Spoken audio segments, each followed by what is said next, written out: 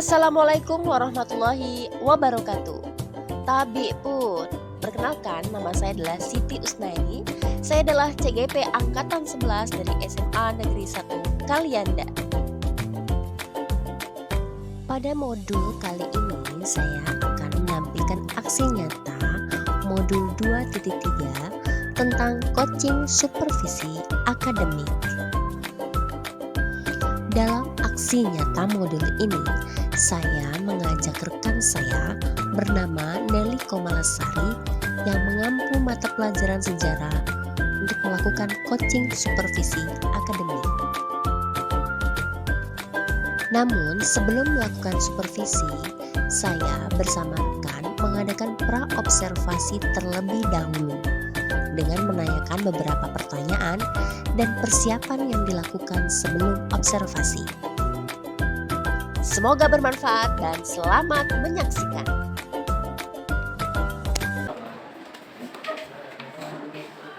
Masa doa mulai.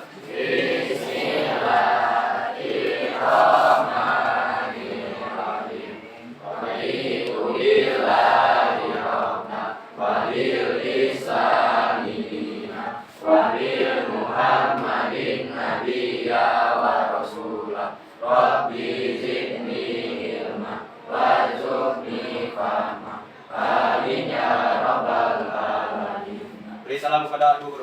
Assalamualaikum warahmatullahi wabarakatuh. Waalaikumsalam warahmatullahi wabarakatuh. Selamat pagi semuanya. Pagi, Bu. Oke, saling tangan dulu ya. Jangan lupa apa? Apa ya? Bismillahirrahmanirrahim.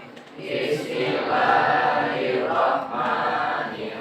Pancasila dasar negara, rakyat adil makmur sentosa, pribadi bangsaku.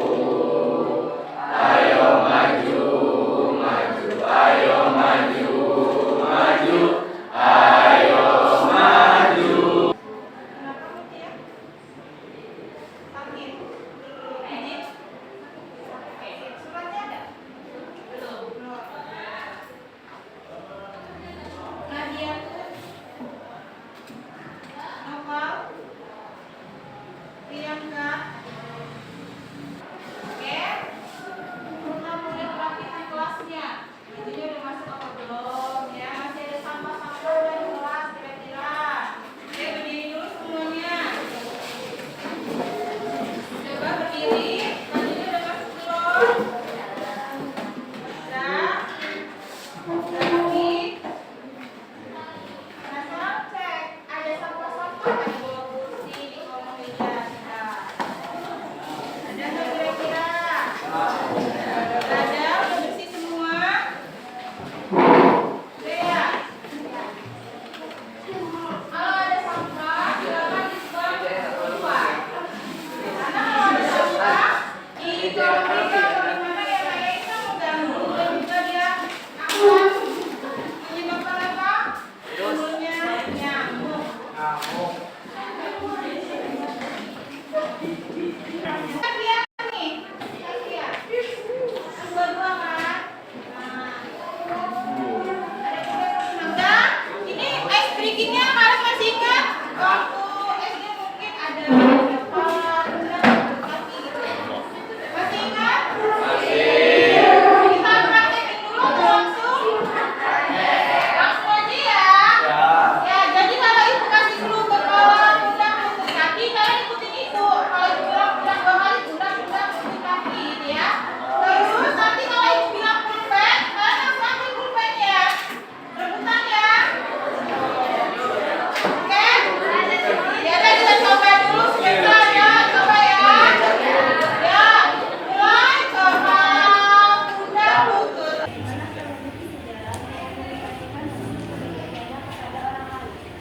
Ya, jadi menurut Nisan, koreografi itu adalah penulisan sejarah. Ya, jadi ketika melakukan penelitian sejarah itu kan ada 5 tahapan ya. Oke, masih ingat kan? 1 yaitu adalah menentukan topik. Yang kedua,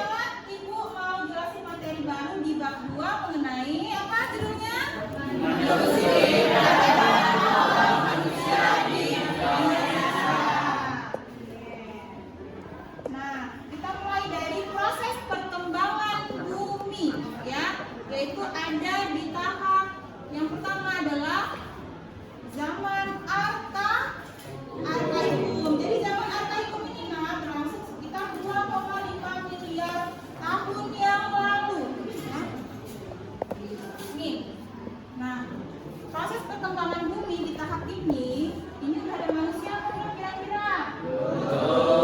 Ya, jadi kondisi bumi pada waktu itu masih sangat panas, belum bisa ditinggali oleh makhluk hidup. Yang kedua ada Paleozoikum. Paleozoikum tahun berapa? Sekitar berapa tahun berikutnya? 500 sampai? Ya, tahun yang lalu. Apakah sudah ada makhluk hidup?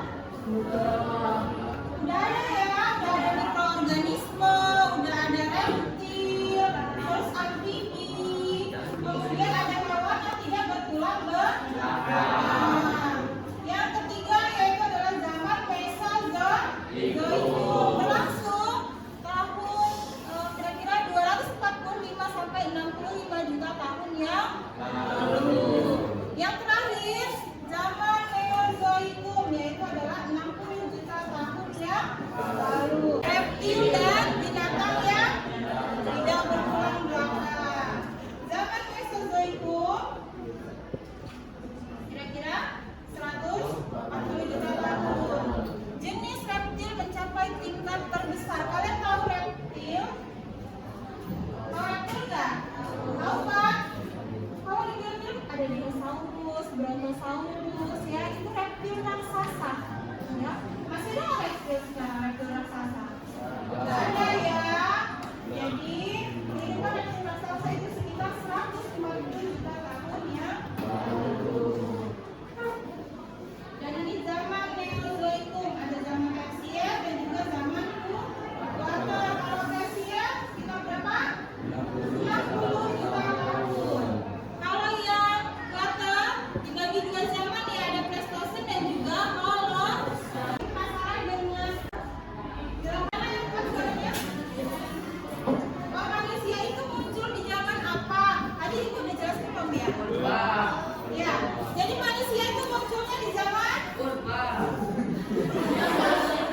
kan tadi udah dibagi 4 ya, ada zaman terbentuknya bumi, ada Arkaikum, Paleozoikum, Mesozoikum, dan Neozoikum. Yang Arkaikum itu belum ada manusia, makhluk hidup belum ada karena buminya masih panas, belum bisa ditinggali oleh makhluk hidup. Zaman yang dulu Paleozoikum, tadi ibu bilang udah ada makhluk hidup kan, tapi hanya amfibi, reptil, mikroorganisme dan hewan yang tidak bertulang.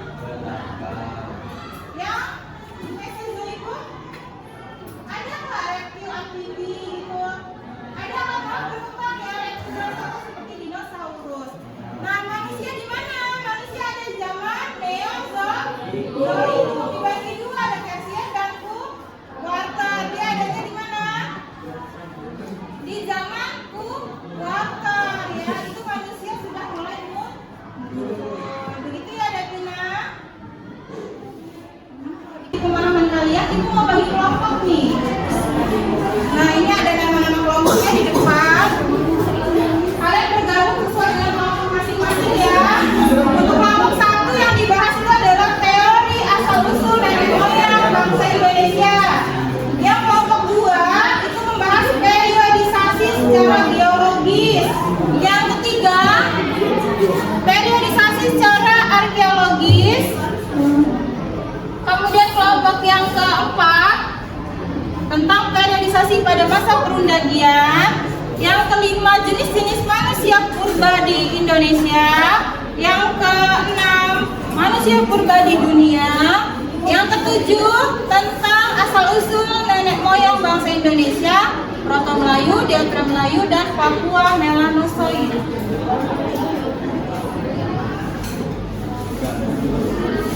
Sekarang silahkan bergabung sesuai kelompok masing-masing. Ya, 1, 2, 3, 4, 5, 6, 7 di belakang. 1, 2, 3, 4, 5, 6, 7 di belakang.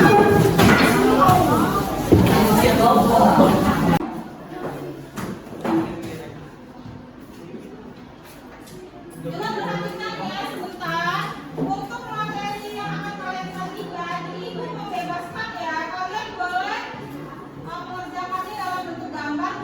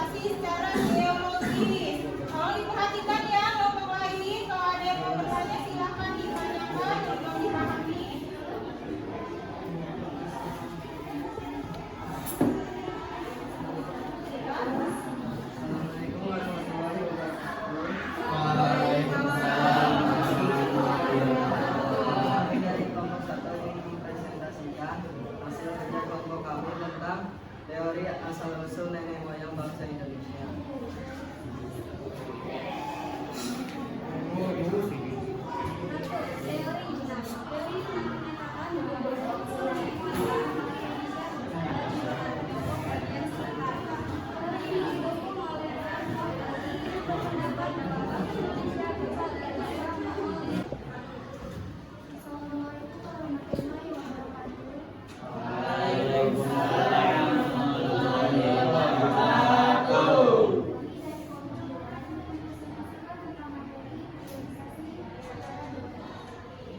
Pada zaman dahulu, keadaan bumi tidak seperti sekarang.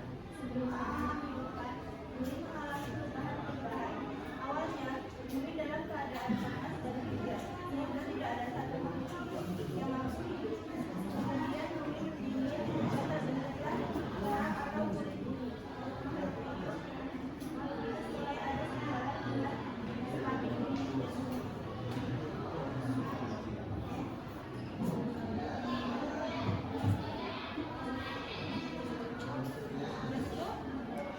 Kelompok lain ada yang ingin ditanyakan? Ya, kelompok 1 silakan.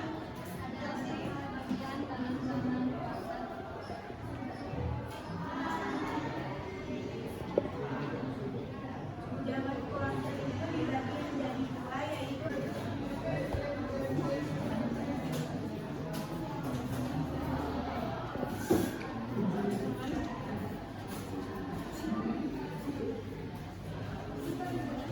Kasih dan terlihat antusias kalian dalam belajar, ya, dalam berdiskusi. Semoga kedepannya kalian bisa lebih semangat lagi dalam belajar dan saling menghargai teman satu sama lain. Oke. Untuk selanjutnya, kita akan sama-sama menyimpulkan pembelajaran kita hari ini dan refleksi bersama-sama. Ya, jadi kesimpulan kita pada pembelajaran hari ini adalah mengenai pola kehidupan masyarakat pada masa praksara, ya. Jadi bagaimana kesimpulannya? Tadi diawali dari proses terbentuknya bumi, mulai dari zaman arkaikum, paleozoikum, mesozoikum, neozoikum. Kemudian ada zaman pembagian zaman batu, ya, di Indonesia, yaitu pada zaman paleozoikum. Terus itu ada apa?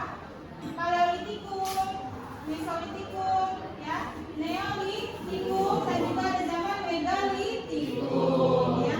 Ini adalah hasil kebudayaannya, di mana ini adalah hasil kebudayaan dari manusia praksana. Praksara itu adalah di mana manusia belum mengenal tulisan. Kemudian muncullah manusia purba, mulai dari jenis Meganthropus, ada jenis Pithecanthropus, ada jenis Homo ya, Homo sapiens. Nah, kalau manusia sekarang itu adalah daunnya, itu adalah cikal bakal dari Homo sapiens, ya, jenis manusia cerdas. Sampai sini apakah ada pertanyaan atau cukup untuk materi hari ini? Untuk menguji pemahaman kalian, Ibu akan memberikan soal, ya, soal uji evaluasi melalui Google Form. Google Form yang nanti Ibu kirimkan ke ketua kelas akan mengirimkan ke grup kelas kalian untuk kalian kerjakan. Ada 5, sudah kebuka?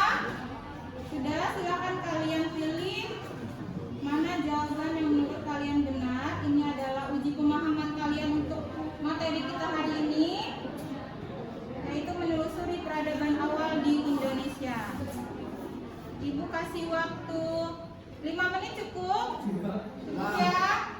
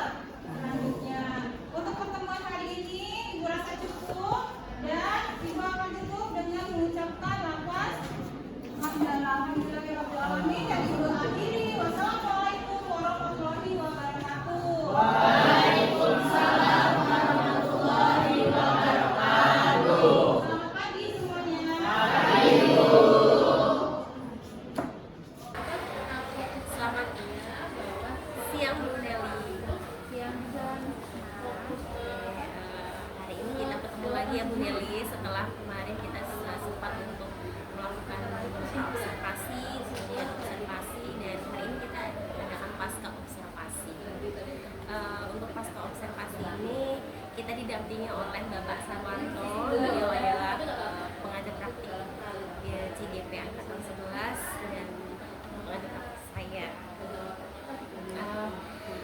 Tujuan dari pasca observasi ini adalah untuk mengetahui dan mengevaluasi jalannya proses pembelajaran di kelas serta untuk menentukan rencana dan tindak lanjut apa untuk kedepannya. Hal ini untuk mewujudkan pembelajaran yang berkualitas dan mengakomodasi kebutuhan belajar yang beragam. Nah, di pasca observasi ini saya akan memberikan beberapa pertanyaan. Mungkin Bu Neli siap ya untuk menjawab pertanyaan-pertanyaan dari saya. Pertanyaan yang pertama yaitu bagaimana sih perasaan Bu Neli terkait dengan berjalannya kegiatan observasi kelas yang sudah berlangsung? Perasaan saya ini ya dari kamar dulu tapi ya pengalaman aja sama kita di supervisi atau supervisi sama apa dan juga kayak gitu juga pertanyaannya. Alhamdulillah ya Bu Nelia sudah berjalan lancar walaupun masih ada hambatannya ya. Bisa diceritakan kembali Bu Neli terkait dengan area pengembangan dan langkah-langkah pembelajaran apa yang sudah Ibu lakukan di kelas? Ya untuk terkait pengembangan dalam kelas nih, kalian yang dilakukan adalah membuat perangkat pembelajaran dulu. Kemudian saya menemukan model pembelajarannya. Kebetulan saya kemarin mengambil model pembelajaran pelajaran besar nih. Kemudian juga saya mengintegrasikannya dengan sosial emosional. Di media pembelajaran itu saya menyediakan gambar, video, kemudian biar supaya murid itu lebih bukan cuma kita menjelaskan tapi mereka juga ada gambaran video atau gambar. Ya, secara tidak langsung dengan menggunakan video menggambarkan nih apa yang akan dipelajari oleh siswa gitu ya Bu ya. Baik, terima kasih atas jawabannya. Untuk yang selanjutnya adalah apakah proses pembelajaran yang sudah sesuai dengan yang direncanakan oleh Bu Neli sendiri? Kalau menurut saya sudah sesuai tapi mungkin dalam pelaksanaannya belum begitu sempurna. Ya secara mungkin Sudah bagus semua ya. Oke. baik-baik kegiatan pembuka, inti ataupun penutup. Sudah sesuai dengan ya langkah-langkah pembelajarannya. Dapatkah Ibu Neli ceritakan hal-hal yang dirasakan yang menurut Bu Neli memuaskan dalam proses pembelajaran yang sudah dilakukan? Kalau yang memuaskan mungkin saya melihat anak-anak itu sangat antusias baik mereka bertanya ataupun melalui kegiatan diskusi. Diskusi yang menjadikan sesuatu yang memuaskan ya, karena diskusinya lebih lancar ya. Bagaimana perkiraan Ibu tentang ketercapaian tujuan pembelajaran? Kalau berkaitan dengan ketercapaian pembelajaran sudah baik, kemudian disebarkan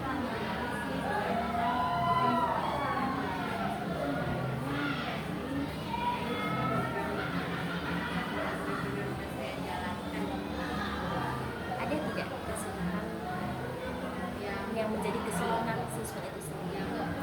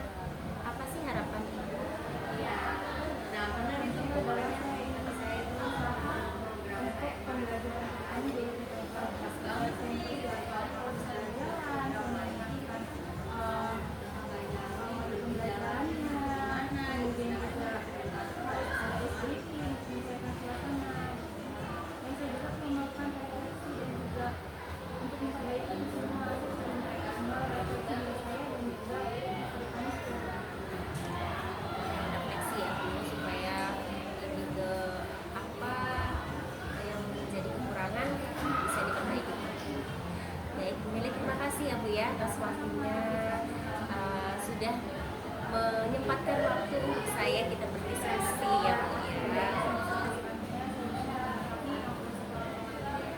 Betul sekali. Ya, terima kasih banyak sudah menjawab pertanyaan dari saya. Semoga kita sebagai guru lebih baik lagi ya Bu Nelia, berikan pembelajaran kepada anak-anak supaya mereka.